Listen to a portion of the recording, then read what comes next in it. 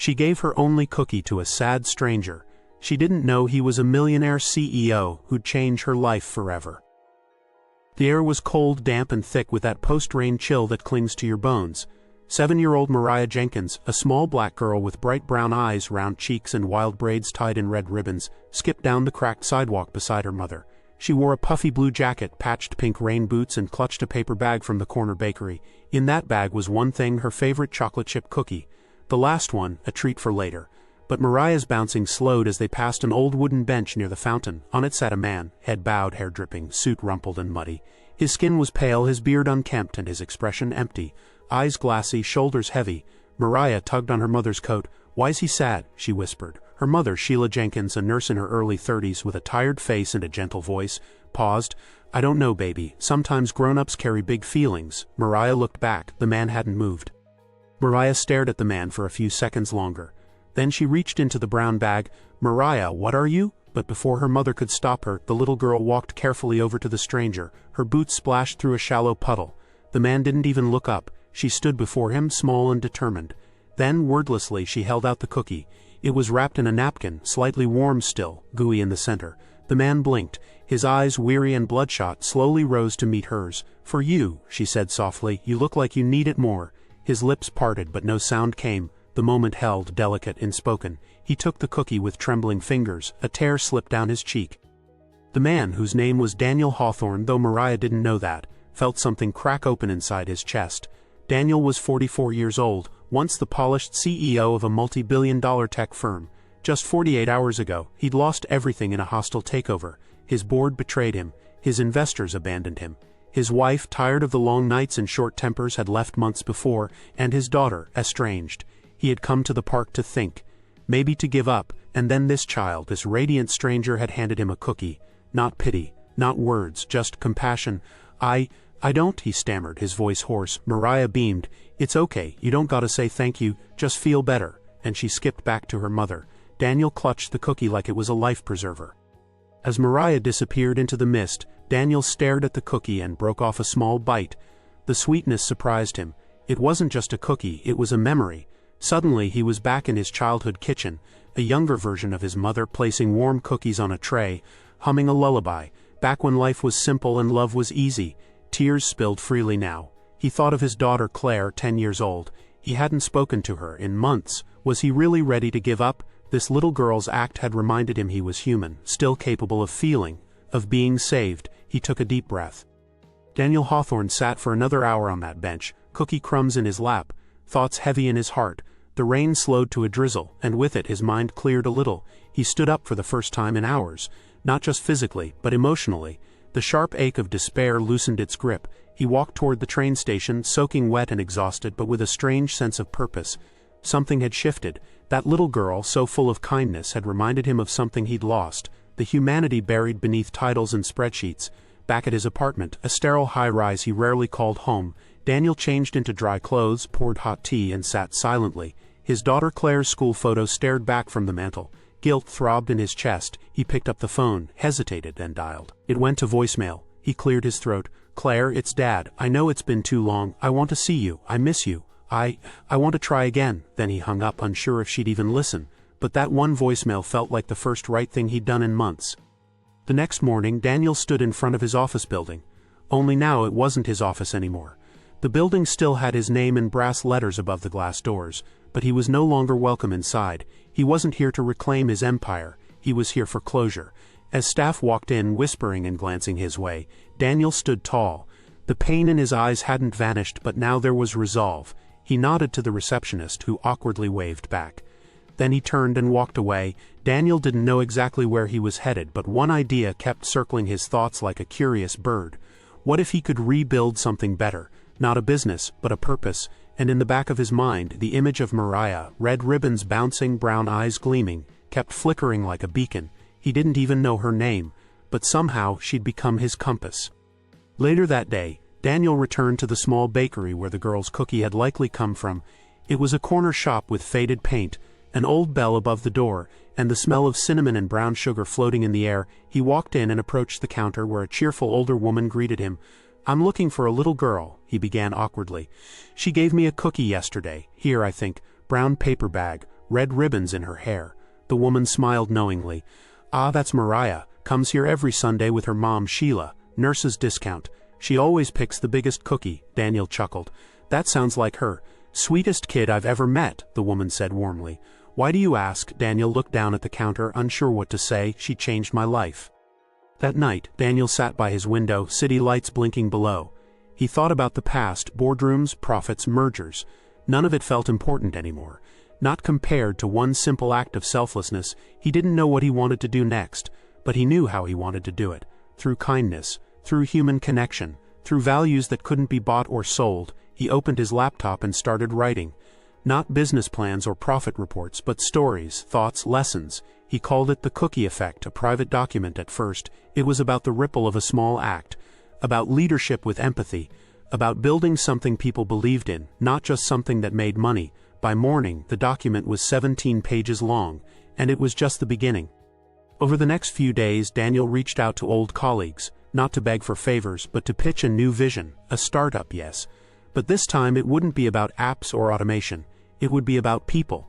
He wanted to create a foundation that invested in community heroes, teachers, nurses, janitors, bus drivers, kids like Mariah, people who made the world better in quiet ways. It was a wild idea.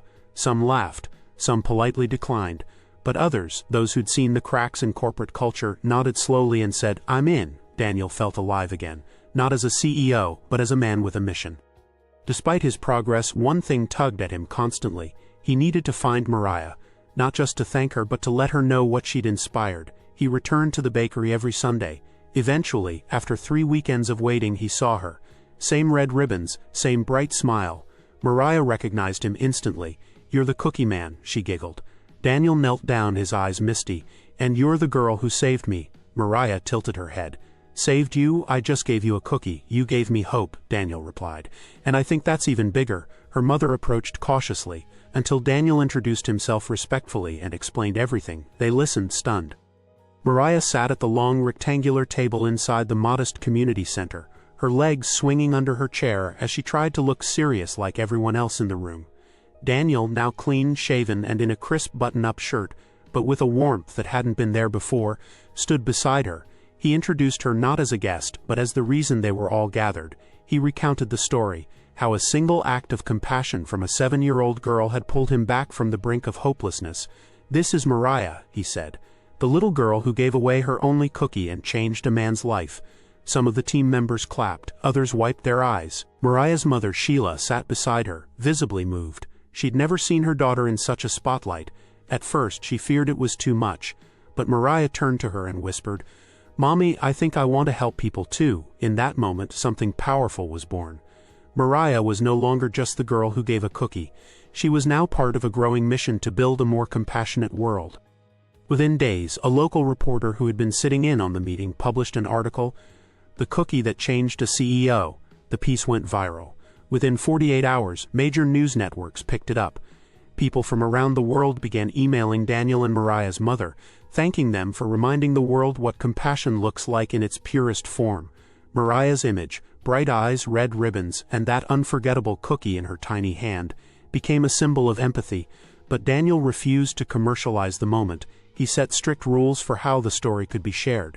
There would be no endorsements, no product lines, no exploitation. Instead, the attention became a tool for outreach. The Ripple Project, the nonprofit Daniel founded in Mariah's honor, saw a surge of volunteers, donations, and community grant requests. But more importantly, people began sharing their own cookie moments. Social media exploded with stories of small, selfless acts, from giving a coat to a stranger to tutoring a child after school. The ripple was spreading further than Daniel could have ever imagined. Daniel was working late one evening when his phone buzzed. The message was simple. "Dad, I saw your story. Can we talk?" His heart skipped a beat. It was from Claire, his 10-year-old daughter he hadn't seen in months. They met that weekend at a quiet, sunlit diner across town. The moment she walked through the door, Daniel stood, nervous and unsure. Claire hesitated for just a second before running into his arms. They both cried, over breakfast pancakes and orange juice. Daniel listened as Claire shared what it had been like when he disappeared into work and forgot about birthdays, school plays, and Friday night movies. "I'm proud of what you're doing now," Claire whispered. "It's the first time in a long time I've seen your heart again." Daniel promised her that the change wasn't temporary. He didn't just want to be a good CEO anymore. He wanted to be a better father, a better man. They made a plan to meet weekly, no phones, no distractions, just time together. And slowly, the rift between them began to heal, one conversation, one pancake at a time. With renewed energy and deeper insight, Daniel focused all his efforts on building a new kind of organization. The Ripple project wasn't about numbers or market shares, it was about impact. He assembled a diverse team of leaders, educators, mental health advocates, community workers, and even teenagers with big ideas. Their mission was clear: empower everyday people to be changemakers. The team designed micro-grant programs that gave individuals up to $1,000 to run small kindness initiatives in their communities. From building neighborhood libraries to starting breakfast clubs in schools, the ideas rolled in faster than they could fund them. Each initiative carried Mariah's spirit. Her story was printed in their welcome kits, told at their annual conference, and even animated into a short film shown at classrooms across the country.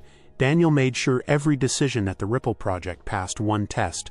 Would Mariah understand this? Would she be proud of it? And because of that guiding question, the organization stayed pure. Though shy at first, Mariah began speaking at local youth events. Her soft voice carried immense power because it came from a place of innocence and sincerity. When she stood in front of classrooms and said, "You don't have to be big to be kind," kids listened. She was invited to co-author a children's book with Daniel, titled The Cookie That Saved the Day. It followed a little girl who helped a grumpy man in a park by offering her only snack, and how that act created waves of goodness. The book became a bestseller in children's categories and was translated into multiple languages. But more than sales, it became a teaching tool in schools. Mariah's name began showing up in school projects, essays, and art contests. Children across the country drew her picture with her red ribbons and blue coat, sometimes calling her a superhero. She remained humble through it all. "I just didn't want him to be sad," she'd say when people praised her. But unknowingly, Mariah had become a voice of a generation learning how powerful kindness could truly be. Executives who once rolled their eyes at soft leadership now found themselves quoting Daniel's speeches. He was invited to speak at industry conferences, business schools, and board retreats.